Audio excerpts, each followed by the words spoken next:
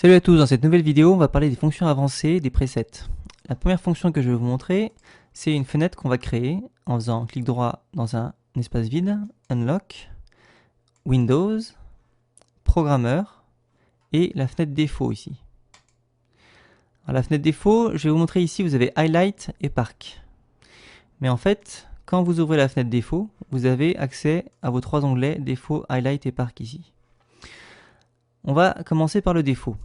Les défauts, c'est des paramètres que vous allez donner à vos projecteurs. C'est-à-dire que je vais par exemple prendre mes beams, je vais faire full, et je voudrais qu'ils ne soient pas tout droit tout le temps. Je voudrais par défaut qu'ils aient une valeur avec un tilt d'enregistré. Donc pour ça, je vais dans position, et je vais donner une valeur de tilt. Voilà. Je voudrais que ce soit tout le temps ça, leur valeur par défaut. On voit que c'est dans le programmeur, avec l'intensité, mais je ne veux pas enregistrer l'intensité, donc je vais faire add 0. Maintenant, je vais retourner dans mes valeurs défaut, je vais faire record et enregistrer sur défaut. Je merge et je clear.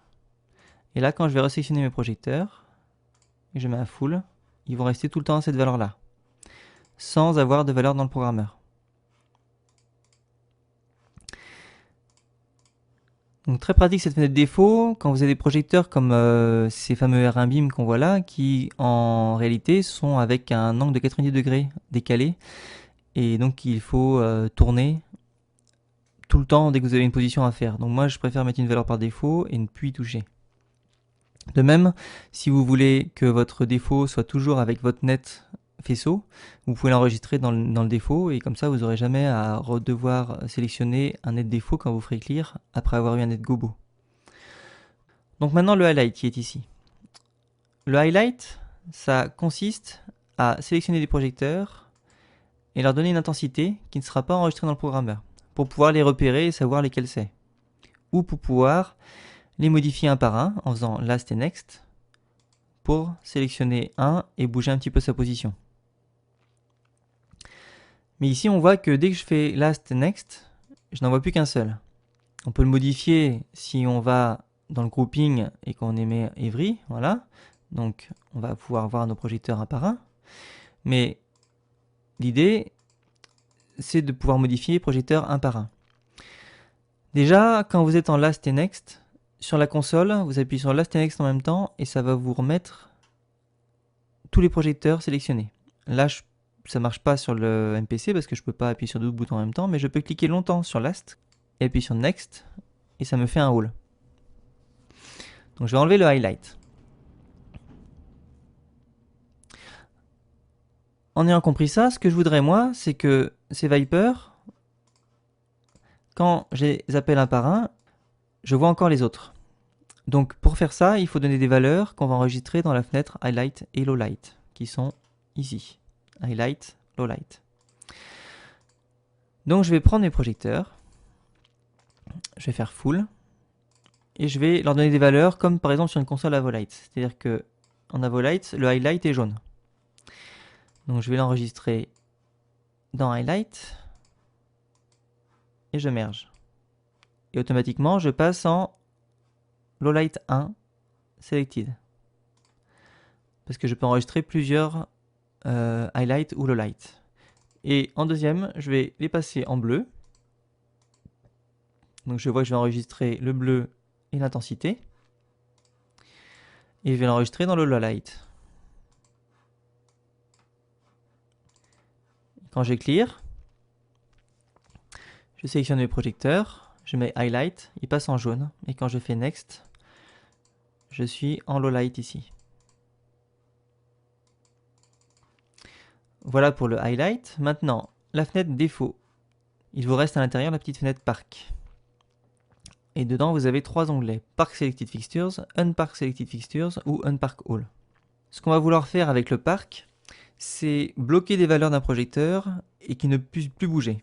C'est souvent réalisé quand vous avez des éclairages de coulisses que vous laissez tout le temps allumés, qui sont sur des gradateurs, ou alors un éclairage de bar qui est aussi sur gradateur et que vous voulez également laisser allumer, commandé par la console. Donc pour cela, il va falloir parquer les projecteurs. Donc là par exemple, je vais prendre quelques découpes. Je vais les sélectionner une par une. Je vais prendre ces deux découpes-là. Je vais les mettre à full. Et je voudrais qu'elles restent comme ça pendant tout le spectacle.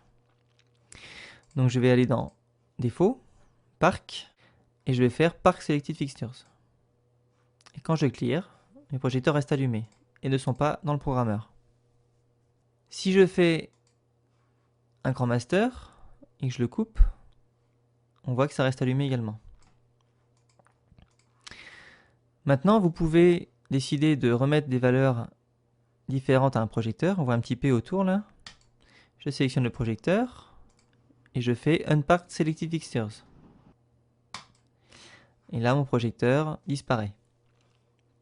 Si je fais Unpark All, je vais déparquer tous les projecteurs. Et maintenant, je voudrais voir les options quand on enregistre les presets ou que veut éditer les presets. Donc je vais reprendre des projecteurs et je vais leur mettre un preset bleu par exemple.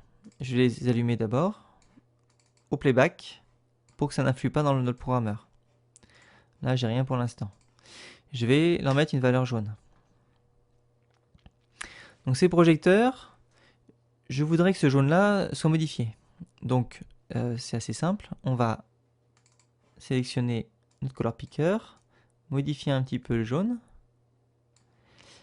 Et je vais refaire Record, cliquer dessus et faire Merge. Et ici, quand je renvoie mes projecteurs, mon jaune a changé. Maintenant, je voudrais réussir à enregistrer, par exemple avec mon gobo, mon focus. Pour que quand je mets mon gobo 1, il soit directement net. Pour cela, ce que je vais faire, je vais d'abord sélectionner mes projecteurs, mettre un gobo, et je vois qu'il est flou. Quand je reprends ce même gobo, et que je vais dans Beam, Focus, je vais agrandir la fenêtre, je vais pouvoir modifier mon focus jusqu'à le rendre net, ici. Donc je voudrais qu'il soit à 100% quand je mets le gobo. Donc pour faire ça, il faut d'abord sélectionner votre gobo. J'ai mon focus ici et mon gobo. Et je vais enregistrer. Je vais enregistrer le gobo et le beam. Et je vais l'enregistrer dans le gobo 1. Je vais faire merge. Et là, on peut voir qu'ici, j'ai un G et B qui sont apparus. Ici, j'avais qu'un gobo, maintenant j'ai gobo beam. Si je reprends un gobo à côté, comme celui-ci, je vois qu'il est flou. Mais si je prends mon gobo que je viens de créer, j'ai mon net avec. Donc voilà pour modifier les informations de filtre. Vous pouvez voir que quand je fais record, j'ai le filtre ici. Et je peux donner des informations et remettre à 0. Alors ça fonctionne également en faisant edit. Si je reprends mes projecteurs, que je leur mets une position, et que je fais edit position, j'ai juste à modifier une petite information. Je vais les monter un petit peu en tilt pour qu'ils soient plus hauts. Et là, je vais faire update. Maintenant, quand je reprends mes projecteurs et que je les mets à ma position, c'est la nouvelle position qui est enregistrée. Donc voilà pour les fonctions avancées des presets, et je vous dis à bientôt pour un prochain tutoriel.